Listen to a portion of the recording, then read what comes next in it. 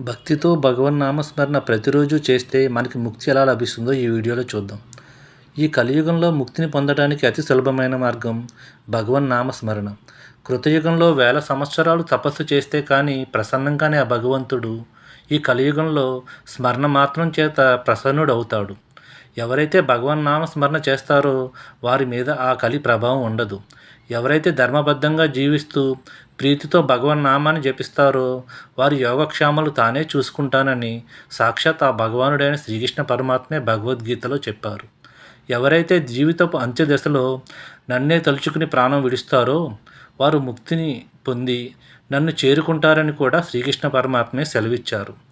మనం ప్రతినిత్యం భగవన్నామస్మరణ అలవాటు చేసుకుంటేనే మన జీవితపు చర్మ దశలో భగవంతుని నామం మన నోటి వెంట వచ్చి ముక్తిని పొందగలం.